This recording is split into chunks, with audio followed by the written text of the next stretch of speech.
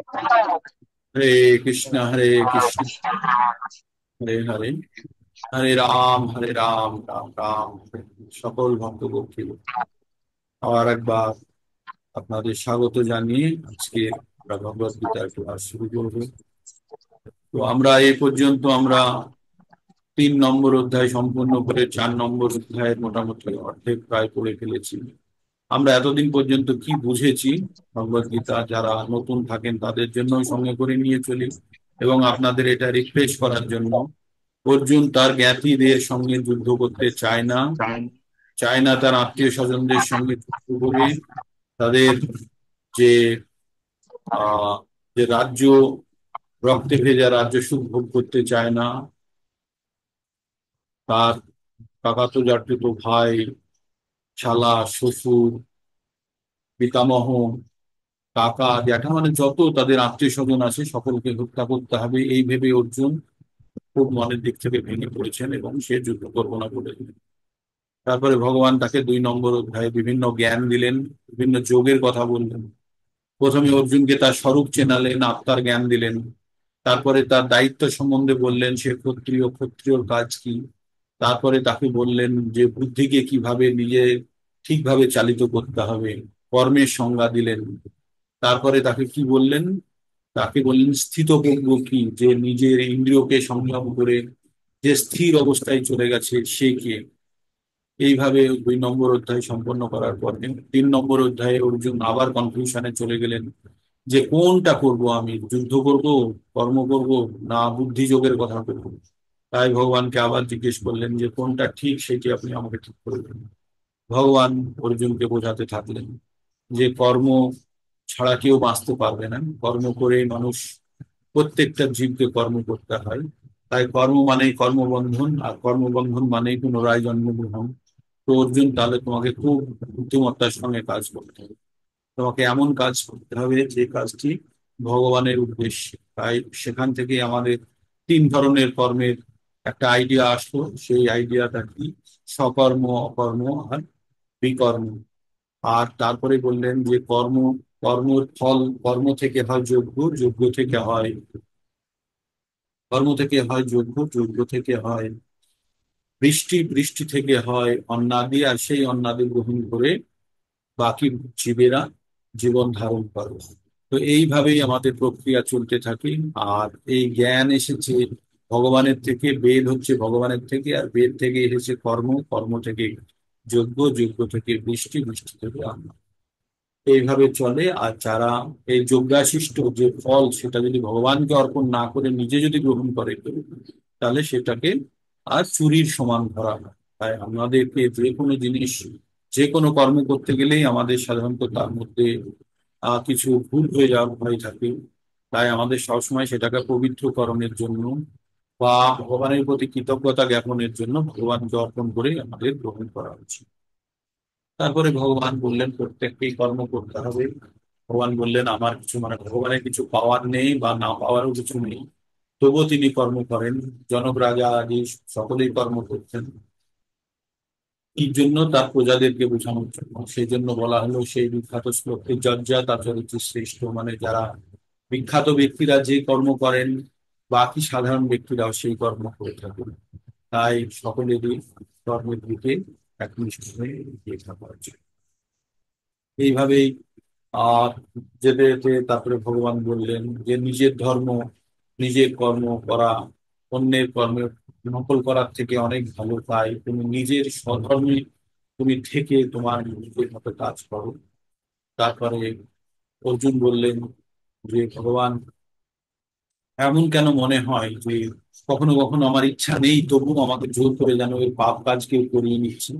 তখন ভগবান বললেন, তো অর্জুন বলেছিলেন, অথক কেন প্রযুক্ত হলেন পাপং চরতি পুরুষ অনাচ্ছপি বাষ্ণেয় বলাদপি নিয়োজিত।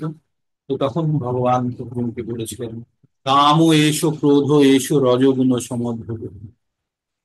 তো বলেছিলেন যে আমরা, এমন কখনো কখনো মনে হয় যে আমরা যেন ইচ্ছা নেই তবুও যেন কেউ আমাদেরকে দিয়ে এই কাজটি করিয়ে দিল, বা আমাদের অনিচ্ছা সত্ত্বেও এই কাজটি করতে হবে। তো কিভাবে পারে? তো ভগবান বললেন এটা কাম আর কামের রজগুণের ফল এটা।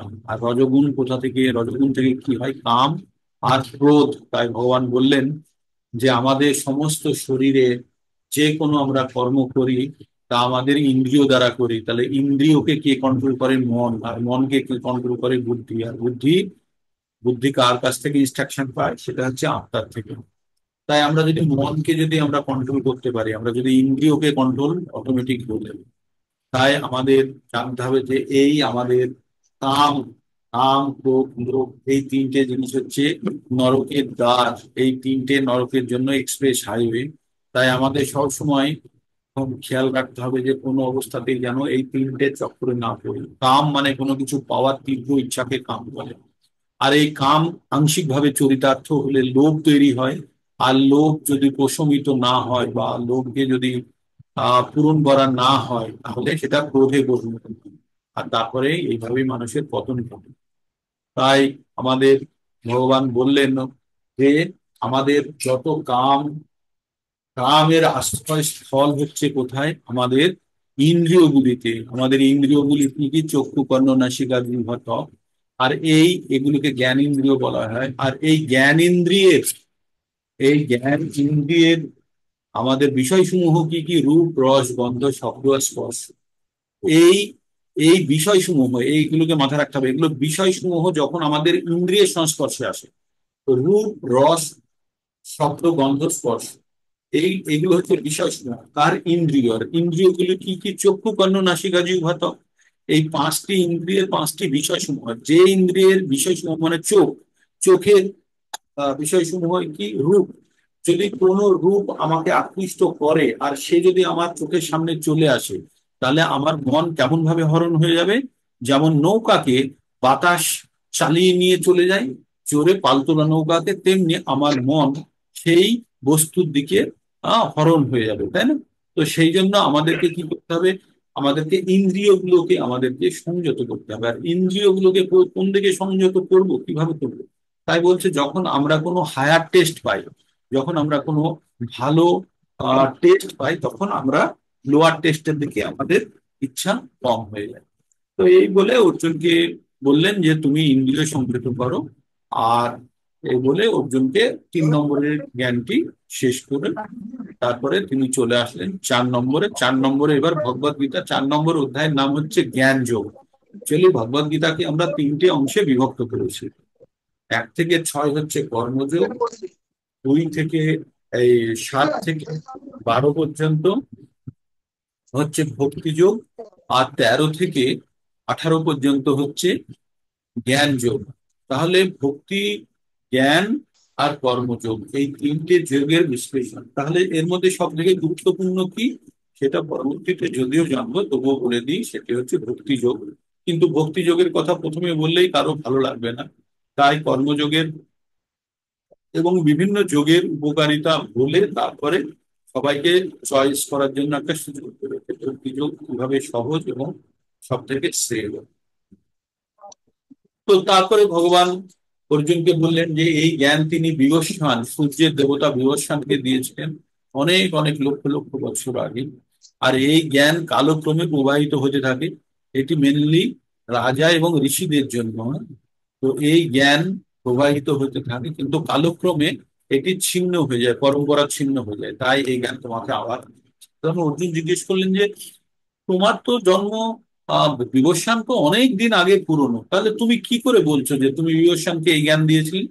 তখন অর্জুনকে ভগবান বললেন, হে অর্জুন, তুমি যে কথাটা বলছো ঠিকই। কারণ বিবস্বান, তোমার আর আমার অনেক অনেক জন্ম হয়েছে, আর তুমি সেগুলোকে মনে রাখতে পারো না, কিন্তু আমি সবগুলো মনে রাখি। তাই তোমার মনে হচ্ছে যে তুমি তুমি এটা তুমি এটি জানো না, কিন্তু কিন্তু আমার এটা মনে আছে। তারপরে বললেন যে ভগবান বললেন যে আমি আমার নিজের স্বরূপ নিয়ে আমি বারে বারে আবর্তিত হই। ভগবান বললেন কখন আবর্তিত হই? যখন দেশে ধর্মের মধ্যে গ্লানি প্রবেশ করে, যখন অধর্মের দেশ ভরে যায়, তখন আমি যুগে যুগে অবতীর্ণ হই। কি করার জন্য? আমি সাধুদেরকে রক্ষা করার জন্য, আর অসাধুদেরকে আমি হত্যা করে আমি ধর্মের সংস্থাপনা করি। তাই তাই যে আমার জন্ম এবং কর্ম সম্বন্ধে যে জেনে গেছে তাকে আর এই পৃথিবীতে এই চক্করে পড়তে হয় না, সেটা 9 নম্বর শ্লোকে ভগবান বলে দিলেন। তারপরে ভগবান আরো আগে নিয়ে গেলেন, নিয়ে গিয়ে বললেন যে যে ভয় আসক্তি এবং ক্রোধ থেকে মুক্ত হয়ে সম্পূর্ণরূপে ভগবানে মগ্ন হয়ে একান্ত ভাবে যে ভগবানের আশ্রয় গ্রহণ করে, বা যারা যারা পূর্বে এই আশ্রয় গ্রহণ করেছে তারা অনেকেই এই অপ্রাকৃত প্রেম লাভ করেছে। তাই ভগবানের এখানে আমরা খারাপ ভাষায় যেটাকে বলি অ্যাডভার্টাইজমেন্ট, আমাদের চোখের সামনে এটা অ্যাডভার্টাইজমেন্ট মনে হতে পারে, বাট ভগবান কি করলেন, আসল তত্ত্বটি ভগবান প্রকাশ করলেন। আসল তত্ত্বটি ভগবান সম্বন্ধে, দেখুন একটা জিনিস আমরা যখন জানতে চাইবো, কারোর সম্বন্ধে যখন জানবো, তখন সে যদি নিজে ব্যক্ত না করে তাহলে বাকিরা জানতে পারবে না। একটা পিঁপড়ে যদি একটা হাতির পায়ের কাছে থাকে, সেই পিঁপড়ের কি হাতি সম্বন্ধে কোনো জ্ঞান থাকতে পারে? থাকতে পারে না। কিন্তু হাতি যদি নিজে পিঁপড়েকে বলে দেয় যে আমি এরকম এরকম, তাহলে কিছুটা জ্ঞান। তেমনই ভগবান এত বিস্তৃত, এত বিশাল, এত সবকিছুর মূল, আমাদের কারো ক্ষমতা নেই ভগবান সম্বন্ধে জ্ঞান লাভ করা। তাই ভগবান যদি করুণা করে যদি ও নিজেকে ব্যক্ত করেন তবেই আমরা বুঝতে পারবো। একটি জায়গাতে একটি শ্লোকে বলা আছে, অবজানন্তি মাম মূঢ়া মানুষম তনুমাশ্রিতা, বলছে যারা মূঢ় ব্যক্তিরা তারা আমাকে চিনতে পারে না। যখন আমি মানুষের রূপ নিয়ে যখন আমি আবির্ভূত হই, জন্মগ্রহণ করি বা আমি আবির্ভূত হই, তখন যারা মূঢ়, যারা বোকা, যারা গাধা, তারা কখনো আমাকে চিনতে পারে না, তারা আমাকে সাধারণ ব্যক্তি হিসাবেই ভাবে। তো তাই ভগবান নিজের সম্বন্ধে যে কথাগুলো ব্যক্ত করছেন সেগুলো আমাদের কনফিডেন্স লেভেল বা আমাদেরকে বোঝানোর জন্য যে ভগবান কি সেটা বলার জন্য। ঠিক আছে। তারপরে ভগবান 4টে বর্ণের কথা বললেন, ব্রাহ্মণ ক্ষত্রিয় বৈশ্য শূদ্র। এই বর্ণগুলি কোনো অবস্থাতেই জন্মগত নয়, এই বর্ণগুলি অবশ্যই গুণ আর কর্মের ভিত্তিতে। আর এই গুণগুলো কি কি? প্রকৃতির 3টে গুণ, সত রজ আর তম, যেটি যার মধ্যে এই গুণের প্রভাব বেশি থাকবে সে সেই শ্রেণীতে থাকবে, সেটি হচ্ছে তার স্বধর্ম। তো এইভাবে ভগবান 4টে গুণের কথা বলার পরে তিনি নিজের সম্বন্ধে বললেন যে আমি কোনো আহ কাজে আমাকে প্রভাবিত করতে পারে না এবং আমি কোনো কর্মফলের আশাও করি না। একটা জিনিস সবসময় জানবেন, আমরা বারবার যেটা জানবো, কর্মযোগের মধ্যে আমরা কিন্তু কখনো কর্ম ত্যাগের কথা বলবো না। আসলে কর্মযোগের মধ্যে ভগবান বলতে চেয়েছে কর্ম করলেই তার ফল আসবে, কর্ম করলেই ফল আসবে। যে কর্ম করি, ভালো কর্ম করি, খারাপ কর্ম করি, যে কর্ম করি, কর্ম করলেই কর্মফল আসবে। আর এই কর্মফলই সব থেকে বিপজ্জনক। ভালো হলে সুখ ভোগ করবো, খারাপ হলে কষ্ট ভোগ করব। কিন্তু যখন সুখ ভোগ করতে যাব তখন আগেকার যে খারাপগুলো আছে সেগুলো এসে আমাদের গায়ের উপরে চেপে যাবে। তাই সব সময় আমাদের জানতে হবে যে কর্মফল ভোগের থেকে আমাদেরকে বেরোতে হবে। তাহলে কর্মফল তো আসবে, কর্ম করলে আসবে, তাহলে কি উপায়? কর্ম ত্যাগ করা? কর্ম ত্যাগ করা যেতে পারে। কর্ম ত্যাগ করে আমি যদি বসে থাকি তাহলে কর্মফল আসবে না, কিন্তু সেটা কি সম্ভব? এটা সম্ভব না। আমরা যতক্ষণ জীবিত আছি আমাদের কর্ম করতেই হবে। তাহলে প্রত্যেকটা কর্মের সঙ্গে কর্মফল জড়িত আছে। তাহলে তার উপায় কি? তার উপায় হচ্ছে যে আমাদেরকে একটা বিশেষ কর্ম করতে হবে, সেই কর্মের মধ্যে কোনো কর্মফল থাকে না, তাকে বলা হয় নিষ্কাম কর্মযোগ। নিষ্কাম কর্মযোগ মানে যে কর্মের ফলে উৎপন্ন ফল আমি আশা করি না, আর যে কর্ম আমি সম্পূর্ণরূপে ভগবানের উদ্দেশ্যে আমি উৎসর্গিত কর্ম। মানে আমি বাড়িতে যত কিছু করছি আমাকে জানতে হবে এই কর্মের উদ্দেশ্য হচ্ছে ভগবান। আমি যে আজকে সকালবেলাতে ভগবত গীতা পাঠ করছি বা পঠন করছি, বা আমরা যে আধ্যাত্মিক অনুশীলন করছি, আমরা শুধু এটাই যদি ভাবি যে ভগবানের সন্তুষ্টিকরণের জন্য আমি করছি, আমার জন্য নয়, তবে তবে আমাদের জানতে হবে এইভাবে আমরা যখন যে কোনো কর্ম করব, সেটি এই যে জীবন ধারণ করে বেঁচে আছি সেটাকে ভাবতে হবে যে ভগবান আপনার কৃপাতে আপনি আমাকে যে কাজ করতে পাঠিয়েছেন সেই কাজটির জন্য আমি বেঁচে আছি। সুতরাং আপনি আমাকে দয়া করে বলুন কোন কাজটি আমার করা উচিত, আমার স্বধর্ম কি। সেই কথা যদি আমি ভগবানকে বলি, ভগবান তো নিজে আসবে না, তাহলে ভগবান কিভাবে আসেন? ভগবান আসেন গ্রন্থের মাধ্যমে, ভগবান আসেন বাণীর মাধ্যমে, আর ভগবান আসেন গুরুর মাধ্যমে। সেই জন্য আমরা সকালবেলায় যখন গুরবাষ্টকম করি বা পাঠ করি তখন আমরা বলি না, সাক্ষাৎ হরিতেনা সমস্ত শাস্ত্রে। আমরা কি বলি? সাক্ষাৎ হরিতেনা সমস্ত শাস্ত্রে। সমস্ত শাস্ত্রে কি লেখা আছে? যে গুরু হচ্ছে সাক্ষাৎ হরি। হরির মতো, সাক্ষাৎ হরির মতো, সাক্ষাৎ হরি তেন, হরির মতো কে? আমাদের গুরুদেব। তো তাহলে আমাদেরকে এই জিনিসটা জানতে হবে, কিন্তু গুরুদেব কিভাবে নিজেকে? গুরুদেব ভাবে আমি ভগবানের অত্যন্ত সেবকের সেবক, তার সেবকের সেবক, মানে ভগবানেরও সেবক ভাবে না, সেভাবে ভগবানের সেবকের সেবক, মানে দাসানুদাস। মানে আমরা আমাদেরকে সবসময় ভাবতে হবে যে আমাদের, আমরা আমরা আমরা যে যে জিনিসটা আমরা, আমাদেরকে সবসময় জানতে হবে যে আমরা ভগবানের, ভগবানের ভক্ত থেকে বেশি আমরা ভগবানের ভক্তের ভক্ত, ভক্তের ভক্ত, ভক্তের ভক্ত, মানে ভগবানের দাসের দাসের দাসের দাস। মানে আমাদের কোনো ক্ষমতা নেই ভগবানকে, ভগবানের কাছে পৌঁছানোর। সেই জন্য আমাদেরকে সিঁড়ি ধরতে হবে। কারণ আপনি যদি নিচে একতলা থেকে, মানে মাটি থেকে যদি একতলাতে আসতে যান, তাহলে আপনাদেরকে কি করতে হবে? জাম্প করে আসতে পারবেন? একটা সিঁড়ি লাগাতে হবে, তাই না? আর সিঁড়িটা যখন লাগাবেন, তখন সেই সিঁড়ির এক একটা ধাপ আছে, সেই এক একটা ধাপে করে আমরা পা দিয়ে দিয়ে আমরা এগোবো। তো গুরুরা যারা, গুরুরা এক একটা সিঁড়ির মতো। সিঁড়ি, আপনি যখন নিচ থেকে উপরে যাচ্ছেন, সিঁড়ি কিন্তু উপরে যায় না, একটা সিঁড়িও যায় না, সিঁড়িটা নিজের জায়গাতেই থাকে, কিন্তু আপনাকে একটার পর একটা ধাপে ধাপে করে পৌঁছে দেয়, তাই না? তো তেমনি গুরুরা, গুরু যারা আছেন তারা কি করেন? তারাও নিজে ভগবানের কাছে যান না। গুরুরা কি করেন? গুরু তার গুরুকে দেয়, তার গুরু তার গুরু, এইভাবে রিলের মতো চলতে থাকে, এবং আলটিমেটলি আমাদের যে পূর্ণাঙ্গ বস্তু বা আমরা যেটা ভগবানকে অর্পণ করতে চাই, সেটা আমাদের আহ, গুরুদেবের কাছে গিয়ে, এবার গুরুদেবের থ্রু হয়ে ভগবানের কাছে পৌঁছে। তো এইভাবে ভগবান এগিয়ে নিয়ে যাচ্ছেন। তারপরে তিনি বললেন, সমস্ত মুক্ত পুরুষেরা আমার অপ্রাকৃত তত্ত্ব অবগত হয়ে কর্ম করেছেন। অপ্রাকৃত, প্রাকৃত আর অপ্রাকৃত। প্রাকৃত আর অপ্রাকৃত মানে হচ্ছে আমাদের জানতে হবে, অপ্রাকৃত মানে হচ্ছে যেটাই জড় জগতের না, আর প্রাকৃত মানে হচ্ছে জড় জগতের। ঠিক আছে? তো আমার ভগবান তো চিন্ময়, তাই ভগবান চিন্ময় মানে হচ্ছে আমাদের মতো দেহ ধারণ করলেও আপনারা জানবেন যে যখন ভগবান আমাদের মতো দেহ ধারণ করে আসে, তবুও ভগবান জন্ম মৃত্যু জড়াব্যাধির চক্করে নয়, ওটা তার ইচ্ছের করে। যখন কোনো লীলা করতে ভগবান আসেন, সেটা হচ্ছে ক্ষণিকের জন্য ভগবান, যদি আপনি মনে করুন আপনার নিজস্ব জামা প্যান্ট আছে, তবুও আপনি হসপিটালে গেলেন, গিয়ে একটা রুগীকে দেখতে যান, তখন কি করেন? আপনার উপর একটা অ্যাপ্রন পরিয়ে দেয় না, একটা আপনার আলখাল্লা টাইপের একটা জামা পরিয়ে দিয়ে তারপরে রুগীকে দেখতে যায়, যেখানে বিশেষ রুগী থাকে।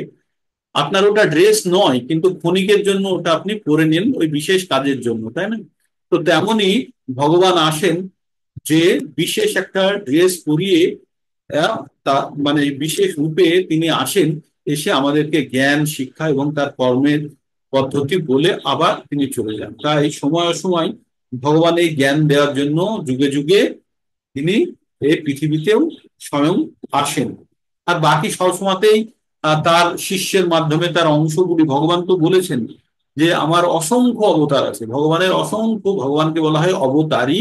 আর যারা পৃথিবীতে বারবার জ্ঞান দিতে আসেন তাদেরকে বলা হয় অবতার। হ্যাঁ, তো বিভিন্ন রকমের অবতার। বর্তমানে আমাদের সামনে যে অবতারটা নিয়ে আমরা বসে আছি, সেটা হচ্ছে গ্রন্থ অবতার। হ্যাঁ, যে আমরা যেটা নিই। আর শব্দ অবতার কি ভগবানের? শব্দ অবতার হচ্ছে ভগবানের মুখ নিঃসৃত বাণী বা মহামন্ত্র, যেটা আমরা শব্দ সবসময় কানে আমাদের বাজার উচিত। সেটি হচ্ছে আমাদের হরে কৃষ্ণ মহামন্ত্রের মধ্যে ভগবান লুকায়িত আছে। আপনাদের একদিন আমি একটা অনুষ্ঠানে, মানে একটা ক্লাসে আমি বিশেষভাবে নামেরই মাহাত্ম্য বলবো, নাম কত পাওয়ারফুল। ঠিক আছে? আপনারা, আপনাদের প্রত্যেকের নিজস্ব নিজস্ব নিজস্ব নাম আছে, 4 অক্ষরের, 2 অক্ষরের, 3 অক্ষরের, 3 অক্ষরের। এই নামগুলির কি শক্তি, নামের মধ্যে কি লুকিয়ে আছে যে ওই নামটা বললেই আপনাদের অ্যাটেনশন চলে যায়?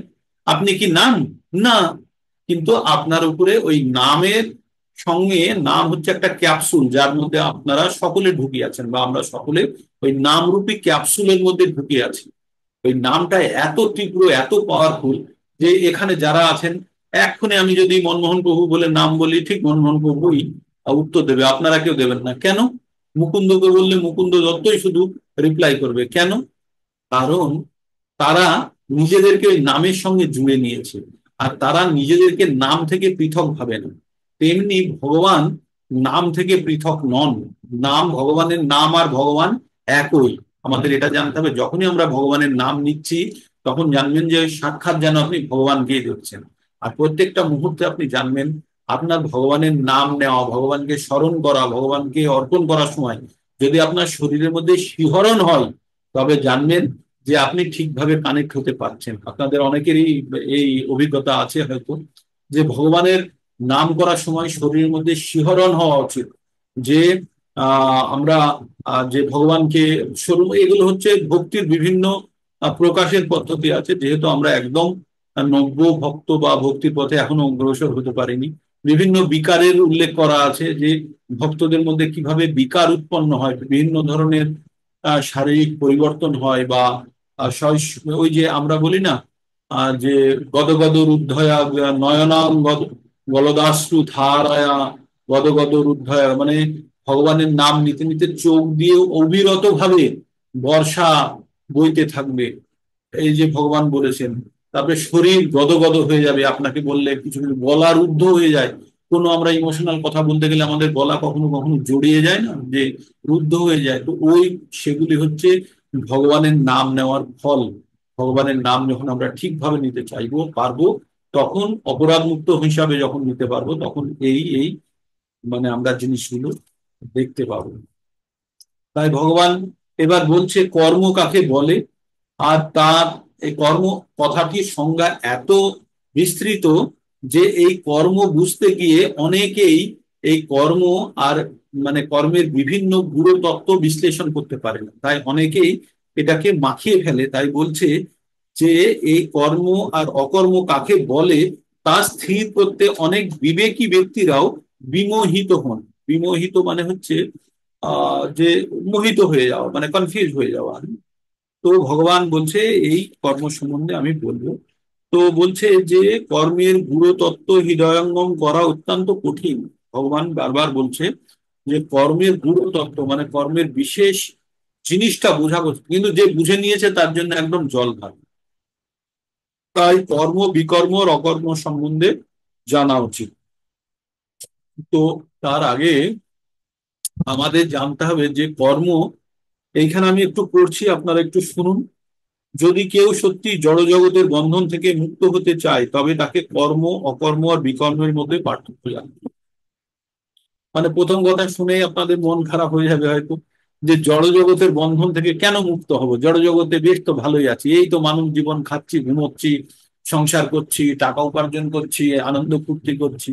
যারা এই জীবনে বিশ্বাস করে এটা হচ্ছে কি, এটা হচ্ছে আমাদের প্রেয়, এটা শ্রেয় নয়, এটা হচ্ছে বাচ্চাদের স্কুলে যাওয়ার আগে খেলার মতো গুলি খেলা, বাচ্চারা ডাংগুলি খেলে বা এমনি কাঁচের গুলি নিয়ে খেলে না, যে খেলে তো বাচ্চারা খুব আনন্দ পায়। তো তো সেই আনন্দ পাওয়া, সেই আনন্দ তাৎক্ষণিক, সেই আনন্দ কখনোই স্কুলে গিয়ে স্কুল থেকে যে জ্ঞান লাভ করে সেই জ্ঞান থেকে তাকে বিরত করতে পারে। তেমনি আমরা সংসার রূপী এই যে আমরা খেলা খেলছি সংসারে থেকে, এই খেলা যদি আমাদের ভগবান থেকে দূরে করে রাখে, আমাদের যদি শ্রেয় থেকে দূরে করে রাখে, তাহলে কিন্তু এই খেলার ফল আমাদের ভোগ করতে হবে। যে বাচ্চা সময়কালে স্কুলে যায় না, শুধু খেলায় মগ্ন থাকে, সে বড় হলে কি করে, সে মজদুরি করে, তো পরিশ্রম করে, সে তার কোনো জ্ঞানই থাকে না। তো তেমনি আমরা সংসার রূপী এই যে জঙ্গলের মধ্যে যে অন্ধকারের মধ্যে যে ডুবে আছি, এই অন্ধকার থেকে বেরোতে গেলে একমাত্র ভগবানের জ্ঞানই আপনাদেরকে বলতে পারে যে আপনি কোথায় আসেন। দেখুন একটা জিনিস তো খুব পরিষ্কার, আমি না জেনে ভুল করছি আর জেনে ভুল করছি, এই দুটো জিনিস জানা খুব পরিষ্কার। আমার যদি ভগবদ গীতার জ্ঞান না থাকে তাহলে আমি না জেনে ভুল করছি, আর যদি আমি জেনে ভুল করি তাহলে সেক্ষেত্রে তার চয়েস না। আমি যদি কুয়োতে নামতে হবে, এবার কেউ যদি জেনে নামে কতখানি জল আছে, কতখানি কাঁটা আছে, কতখানি ঝামেলা আছে, সে তার প্রস্তুতি নিতে পারবে। কিন্তু কেউ যদি অজ্ঞান যদি ঝাঁপ দেয় তাহলে সে সেখানে বিপদে পড়বে। তো তাই আমাদের জানতে হবে যে ভগবত গীতা থেকে আমাদের এই জ্ঞানটি আমরা যদি পেয়ে যাই, কি কর্ম, কি অকর্ম আর কি বিকর্ম, তাহলে আমাদের বুঝতে সুবিধা হবে যে আমরা কি করতে এসেছি আর আমরা কোন কাজটা করছি, সেটা আমাদের খুব সুবিধা হবে। তাই বলছে এখানে যে যে কাকে কর্ম এবং কর্মের প্রতিক্রিয়া এবং কর্মের এবং বিরুদ্ধ কর্মের পুঙ্খানুপুঙ্খ বিশ্লেষণ করতে হবে। পুঙ্খানুপুঙ্খ মানে আপনারা জানেন যে একদম খুঁটিনাটি, কারণ এটি অত্যন্ত কঠিন বিষয়বস্তু। কৃষ্ণ ভাবনা এবং তার পরিপ্রেক্ষিতে সম্পাদিত কর্ম সম্বন্ধে বুঝতে হলে প্রথমেই ভগবানের সঙ্গে নিত্য সম্পর্কে কথা জানতে হবে। আমাদের একটা জিনিস জানতে হবে যে আমরা যে কর্মগুলো করব তার মধ্যে হচ্ছে যে ভগবান সম্বন্ধীয় কি কি কর্ম আছে সেগুলো যদি আমাদের জানতে হয়, তাহলে তার আগে আমাদের জানতে হবে আমাদের সঙ্গে ভগবানের সম্পর্ক কি।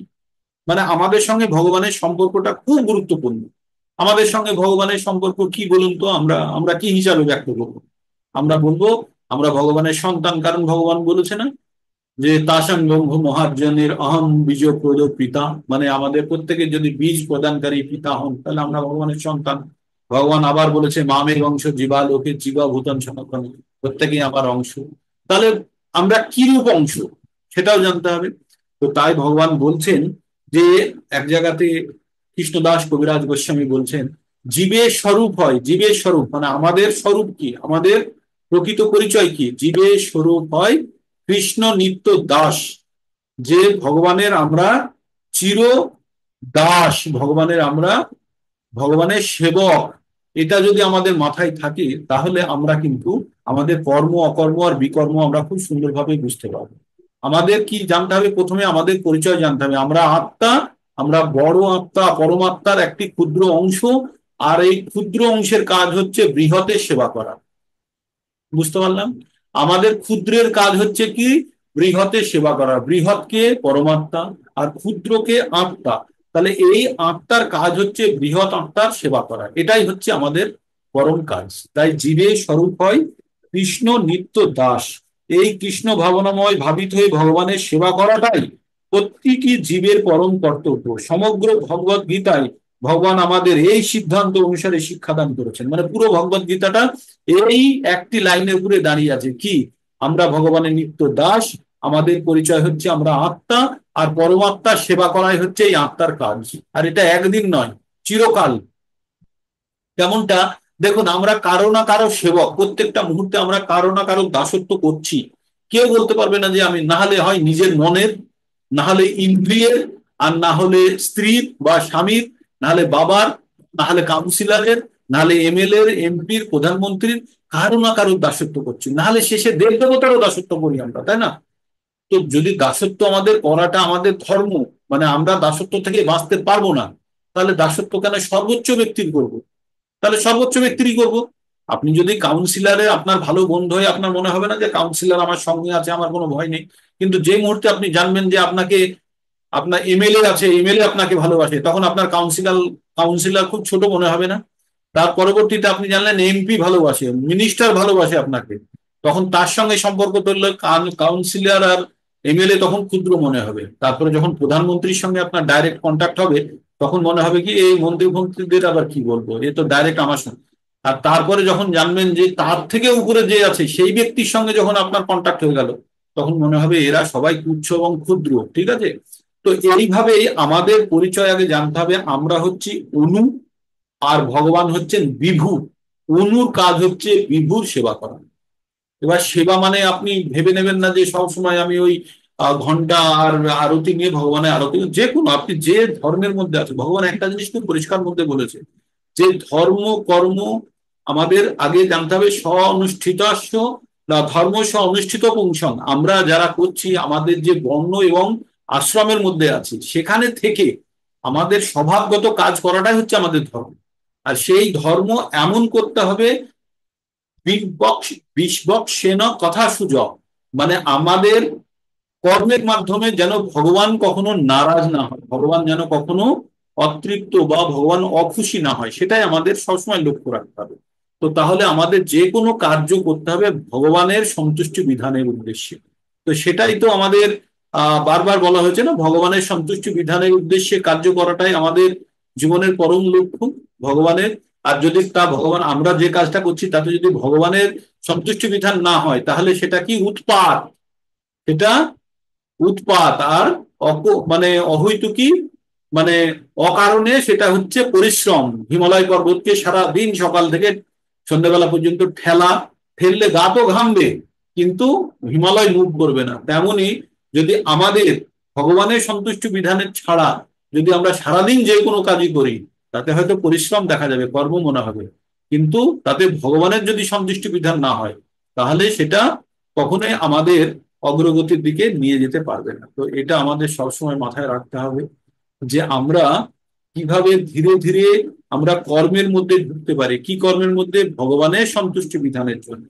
ঠিক আছে, তাই এবার আমরা 18 নম্বর, কালকে আমরা বলতে গিয়ে থেমে গেছিলাম যে কি ছিল 18 নম্বরে? কর্মণ্য কর্মজ পশ্যেদ অকর্মণি চ কর্মজা সবুদ্ধি মনুষ্যেষু সযুক্ত কৃত সন্ন কৃত কৃচ্ছন্ন কর্মকৃত।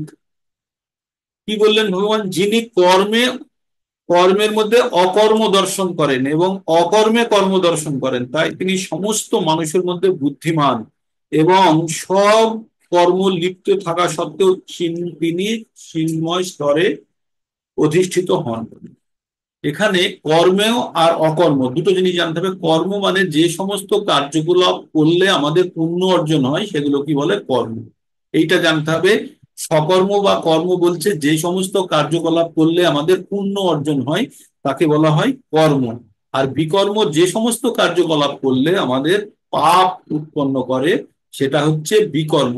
আর অকর্ম মানে হচ্ছে যে সমস্ত কর্ম করলে আমাদের পাপ বা পূর্ণ হয় না তাকে বলে অকর্ম। তাহলে আমরা তিনটে কর্মের প্রকারভেদ বুঝে গেলাম। আর অকর্ম যেটা হচ্ছে সেটা কেন আমাদের কর্ম করলেও তার ফল আমাদের কাছে আসে না? কারণ সেই কর্মটি আমরা নিষ্কাম কর্মযোগের মধ্যে নিয়ে চলে গেছি। সেটাকে আমরা ভগবানের উদ্দেশ্যে কর্ম যদি করে থাকি তাহলে সেক্ষেত্রে আমাদের কোনো পাপ বা পুণ্য আমাদেরকে কর্মের বন্ধনে দিতে পারবে না। ঠিক? তো তাহলে নিষ্কাম কর্ম মানে যে আমি মনে করুন একটা ছোট এক্সাম্পল দিয়ে দিচ্ছি, সকাল থেকে সন্ধ্যাবেলা থেকে আমরা পরিশ্রম করি অর্থ উপার্জনের জন্য, করি তো? তাহলে এটা একটি কর্ম। এই অর্থ উপার্জন যদি আমার নিজের ইন্দ্রিয় তৃপ্তির জন্য যখন করছি তখন হচ্ছে এটা সকাম কর্ম। নিজের আমি সৎ উপায়ে আমি টাকা ইনকাম করলাম, আমি আমি সেই টাকা ভোগ করলাম, সেটা হচ্ছে আমার সকাম কর্ম। এবার টাকা, সেই টাকা আমি কিছু দান করলাম, তাকে কারো প্রয়োজনে তাকে দান করলাম, তাতে কি আনলো? পুণ্য আনলো। এবার এই পুণ্যের ফল কিন্তু আমাকে ভোগ করতে হবে। এই পুণ্যের ফল হিসাবে আমি সুখ ভোগ করবো। আজ না হলে কাল, না হলে কখনো আমি আমি ওই পাপ মানে পুণ্যের ফলে আমি একটা সুখ ভোগ করবো। এই সুখ ভোগ করার জন্য আমাকে আসতে হবে। আর এই সুখ ভোগ করতে গেলে আমার যে আগেকার যে আমার যে আহ বিকর্ম করে রেখেছি তার জন্য যে পাপ ভোগ আছে সেটাও আবার আমার সঙ্গে চলে আসবে। তার মানে প্রত্যেকবারই সুখ ভোগ করার সঙ্গে সঙ্গে আমাদের যে সঞ্চিত যত পাপ কর্ম আছে সেগুলো আমাদের সঙ্গে সঙ্গে বারে বারে আসবে। তার মানে আমরা যখনই সুখ ভোগের আচ্ছা জন্য লালায়িত হব তখনই কিন্তু আমাদেরকে আবার কষ্ট ভোগ করার জন্য তৈরি থাকতে হবে, যেগুলো আমরা আগে জমা করে রেখেছি। আজকে আপনারা ভগবত গীতার জ্ঞান শুনছেন বা শুনছি আমরা, কিন্তু এটা তো আগে জানতাম না। তাহলে আমরা তো আগে পাপের পাহাড় তৈরি করে রেখে দিয়েছি, যার জন্য ওই পাপের পাহাড়ে আমাদের এই শরীর ত্যাগের পরে যখন পুনরায় জন্মগ্রহণ করব আমরা জানি না যে আমাদের মনুষ্য রূপে আবার জন্মগ্রহণ হবে কিনা, কারণ আমরা তো জানি না কোথায় কোথায় আমরা অন্যায় করে রেখেছি, তাই না? তো সবকিছু যদি শুদ্ধিকরণ করতে চায়, তাই ভগবান 18 নম্বর অধ্যায়ে 66 নম্বর শ্লোকে ভগবান এই কথাটি বলেছিলেন, সর্বধর্মাং পরিত্যাজ্য মাম একম শরণাম ব্রজ। এতদূর পর্যন্ত তো ঠিক আছে। সর্বধর্ম মানে সব ধরনের ধর্ম, মানে তোমার যে কর্তব্য ধর্ম আছে সব ত্যাগ করে মাম একম শরণাম, শুধু আমার শরণাগতিতে তুমি চলে এসো। ব্রজ মানে শরণাগতিতে হও তুমি। অহম ত্বাম সর্ব পাপেভ্য, এই কথাটা সব থেকে গুরুত্বপূর্ণ। অহম ত্বাম সর্ব পাপেভ্য, আমি তোমার সমস্ত পাপ মুখ্য ইস্যামি মা শুচহ, আমি তোমার সমস্ত পাপ আমি তোমার খাতা থেকে মুছে দেবো, ডিলিট করে দেবো। কোথা থেকে?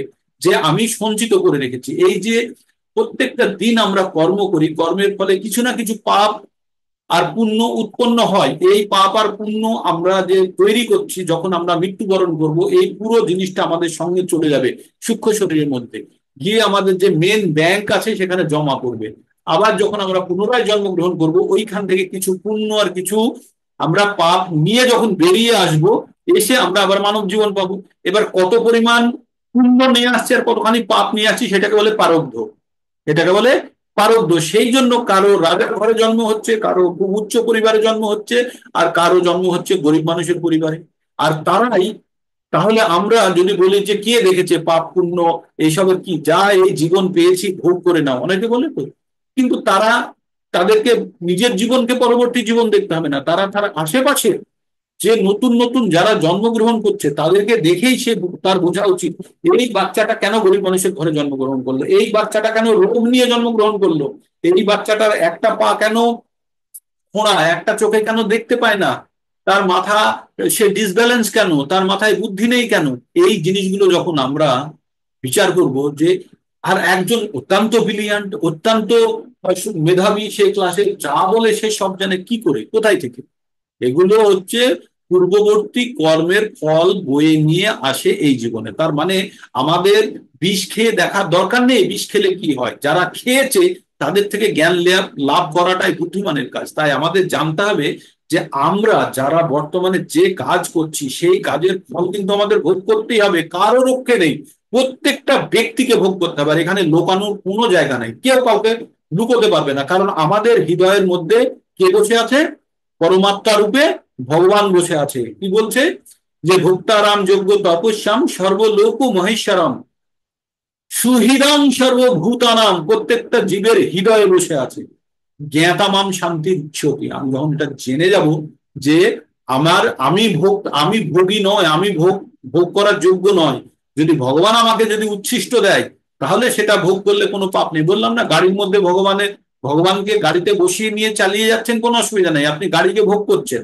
কিন্তু যখন আপনি নিজে গাড়িটা ভোগ করতে যাবেন তখন আমাদের আমাদের নিজের অওকাত বলে না হিন্দিতে, যে আমাদের নিজের যে ক্যাপাসিটি সেটা এই সাইকেলে নেমে চলে আসবে, তখন আর মার্সিডিজ গাড়ি থাকবে না। তাই আমরা নিজেরা যখন আমরা স্বতন্ত্রভাবে ভোগ করার ইচ্ছা প্রকাশ করি তখনই কিন্তু আমাদের জন্য বিপদ ডেকে আনি। আর এই বিপদ ডাকার কারণে আজকে আমরা পৃথিবীতে জন্মগ্রহণ করেছি। আমাদের পৃথিবীতে জন্মগ্রহণ করার একটাই কারণ, কারণ আমরা বলে না সুখে থাকতে ভূতে কিলাই বলে একটা কথা আছে। তো আমরা ভগবানের কাছে খুব আনন্দে সুখে ছিলাম, কিন্তু আমাদের মনে হয়েছে কি আমরা স্বতন্ত্রভাবে আমরা ভোগ করতে চাই। আর এই স্বতন্ত্রভাবে ভোগ করার ইচ্ছাই আমাদের এই মানব জীবনে এই ভুলোকে ঠেলেছে। আর একটার পর একটা কর্ম করব, অন্যায় করব, আর পাপের বন্ধনে জড়িয়ে পড়ব, আর আমাদের পুণ্য আর পাপের স্তূপ তৈরি হবে, যা নিয়ে পুনরপি জননম পুনরপি মরণম জননী জঠরে পুনরপি শয়নম, আর এই জন্ম মৃত্যুর চক্র আমাদের চলতে থাকবে। তার মানে আমরা আজকে যে অবস্থাতে আছি এই জন্য আমরাই দায়ী। কাউকে দোষ দিলে হবে না, ভগবান আমাকে এরকম কেন দিয়েছেন, না ভগবান দেয়নি, আমি নিয়ে এসেছি, আমি করেছি। প্রত্যেকটা আমাদের অবস্থার জন্য আমরা প্রত্যেকে দায়ী, প্রত্যেকে নিজের নিজের কষ্টের জন্য, অবস্থার জন্য নিজে নিজে দায়ী। এই জিনিসটা যখন আমরা বুঝবো তখন কিন্তু আমরা সঠিক কর্মটি আমরা, তাই আমাদের জানতে হবে আমরা যে কর্ম করছি তার মধ্যে যদি ভগবানকে যুক্ত করতে পারি তাহলে সেই কর্মটা হয়ে গেল অকর্ম। আর ভগবানের মধ্যে যদি আমরা ভগবানের কর্মের মধ্যে যদি আমরা ইন্দ্রিয় শক্তি ঢুকিয়ে দিই তাহলে সেটা হয়ে গেল অকর্মের মধ্যে কর্ম। এবার বোঝাতে পারলাম? আমরা এখানে ভগবদ গীতা পাঠ করছি, আমরা অকর্ম করছি, কিন্তু এই অকর্মের মধ্যে যদি আমার যদি ইচ্ছে থাকে যে আমি এই কাজটা করে পয়সা ইনকাম করব আর সেই পয়সা ইনকাম দিয়ে আমি সুখ ভোগ করবো, সেটা হচ্ছে অকর্মের মধ্যে কর্ম খোঁজা। আর আমরা সারা দিন রাত্রি যে কর্ম করছি তার মধ্যে যদি ভগবানের সন্তুষ্টি বিধানের জন্য কিছু করি তাহলে সেটা হলো কর্মের মধ্যে অকর্ম খোঁজা। বোঝাতে পারলাম? এই এই এই জন্যই আপনাদের এতখানে আমাকে পিছন থেকে বলতে হলো যে কর্মের মধ্যে অকর্ম আর অকর্মের মধ্যে কর্ম খুঁজে বোঝাটা, এই কর্মের চ্যাপ্টারটা বোঝা খুবই প্রয়োজন। যতক্ষণ না পর্যন্ত আমরা একদম লাইন টানতে পারছি কর্ম অকর্ম আর বিকর্মের মধ্যে, ততক্ষণ পর্যন্ত আমরা কর্মযোগের বাইরে বেরোতে পারবো। কারণ কর্মযোগ সবাই বলে না কর্মই ধর্ম, আরে কর্ম কি কর্ম, কোনটাকে কর্ম বলে সেটা তো আগে জানতে হবে। বলে না কর্মই ধর্ম, কর্মই ধর্ম, আরে কি কর্ম, কোনটাকে কর্ম বলে? কর্ম ভগবানের উদ্দেশ্যে কৃত কর্ম হচ্ছে কর্ম, নিষ্কাম কর্মযোগ, যেখানে কাজের ফলের আমার সামান্যতম ইচ্ছা নেই বা আমার সম্পূর্ণ ফল আমি ভগবানকে অর্পণ করছি। তাই অর্জুনকে কেন বলছে এই কথাগুলো? কারণ অর্জুনকে বলছে, অর্জুন তুমি সমস্ত সমস্ত তোমার ইচ্ছা ফল আমার উপরে ফেলে দাও, দিয়ে তুমি কর্ম করো। আপনারাও দেখবেন কখনো কখনো না কোনো জিনিসের জন্য টেনশন নিচ্ছেন তো এটা কি হবে, এটা কি হবে, কিন্তু কখনো কখনো যদি আপনারা যদি এই জিনিসটা, আরে ভগবান যা খুশি করবে, যা যা হবে হবে, আমি এর দায়িত্ব না, তুই তোমার থেকে আর ভালো কেউ বোঝে না, ভগবান তোমার উপরে ছেড়ে দিলাম, আপনি দেখবেন যে অর্ধেক টেনশন তখনই দূর হয়ে গেছে। অনেক ক্ষেত্রে হয় এটা, অনেক ক্ষেত্রে হয়।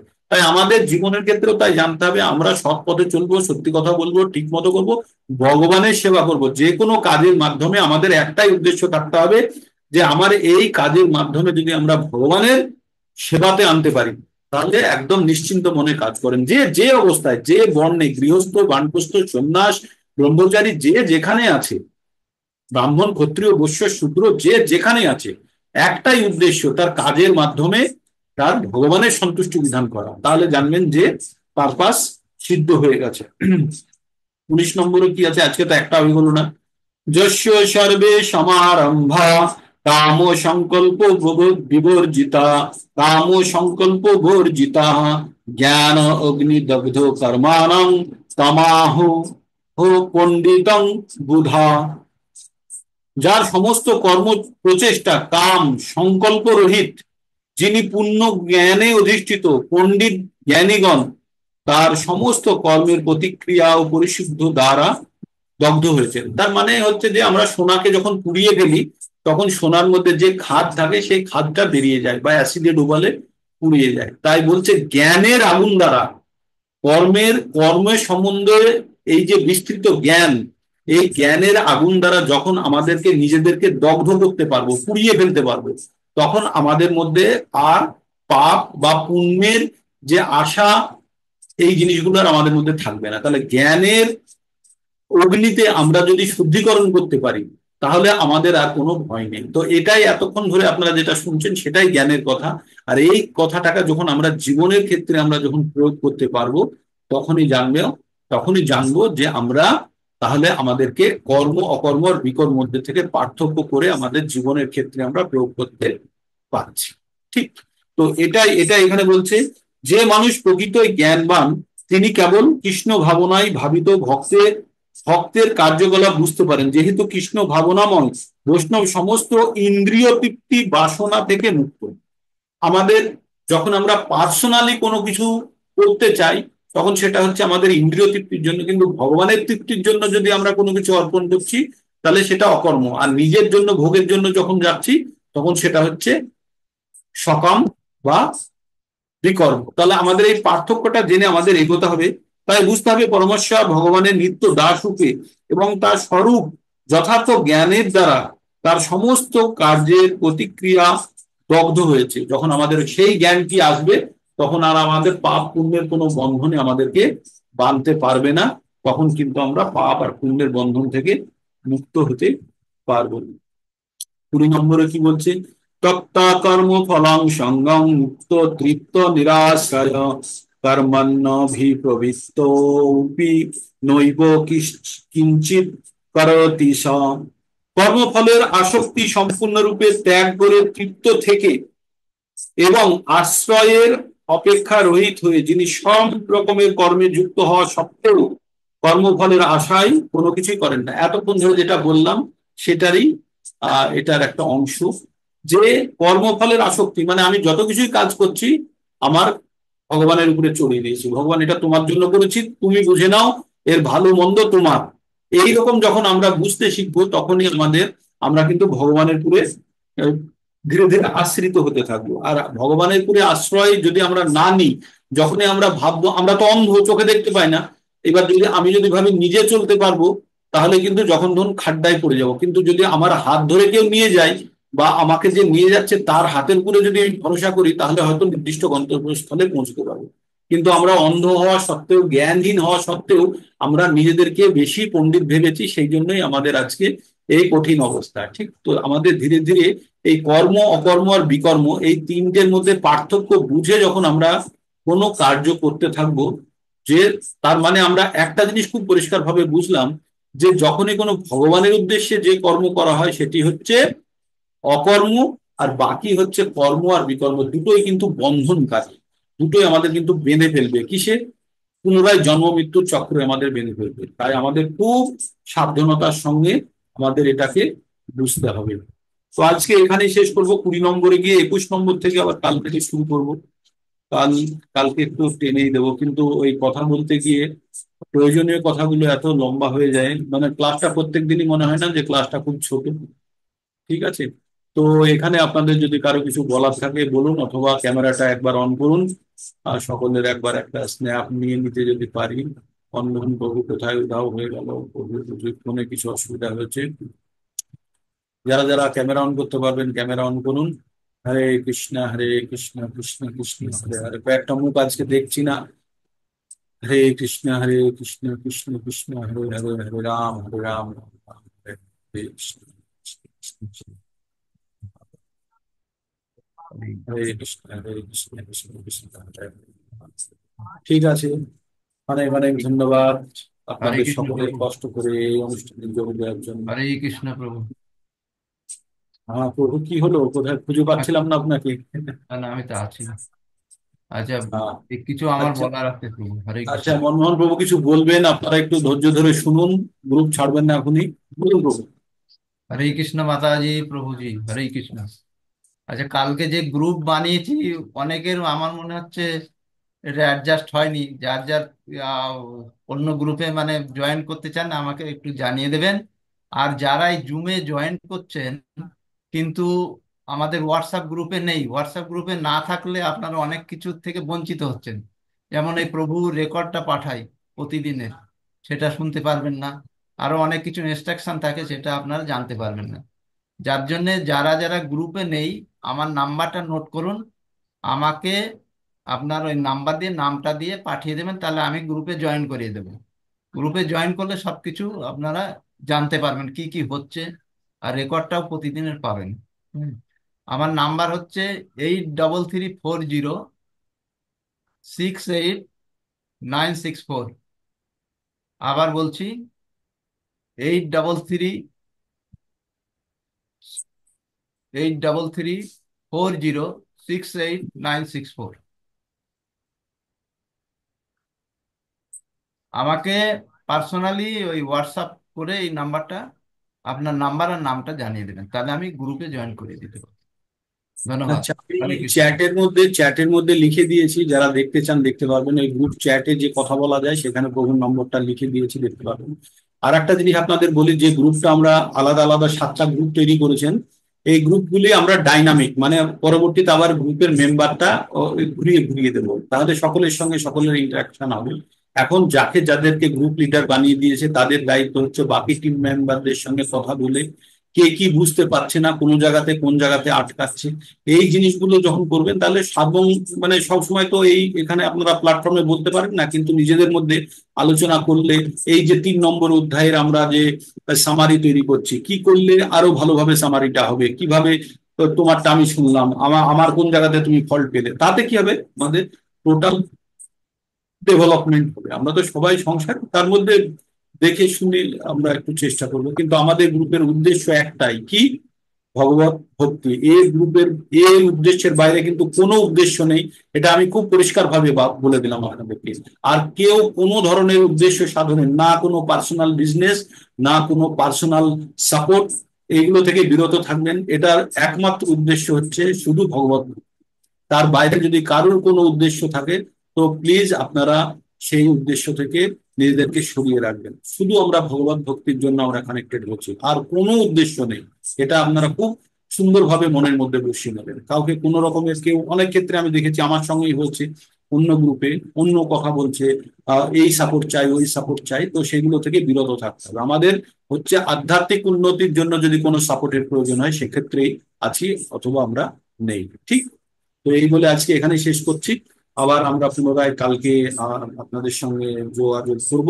যদি কারো কিছু বলার থাকে গ্রুপে পোস্ট করতে পারেন, লিখতে পারেন সবাই, যারা যারা গ্রুপে কানেক্টেড আছেন। আর যারা কানেক্টেড নেই, তারা অবশ্যই মন্মথপ্রভুর নম্বরটা আমি চ্যাট বক্সেও দিয়েছি এবং উনিও বলে দিয়েছেন, সেই নম্বরটার ভিত্তিতে তার সঙ্গে যোগাযোগ করতে পারেন। আশা করি সবাই আপনারা গ্রুপে আছেন। ঠিক আছে, আজ এখানে শেষ করছি। হরে কৃষ্ণ কৃষ্ণ কৃষ্ণ কৃষ্ণ হরে হরে, হরে রাম।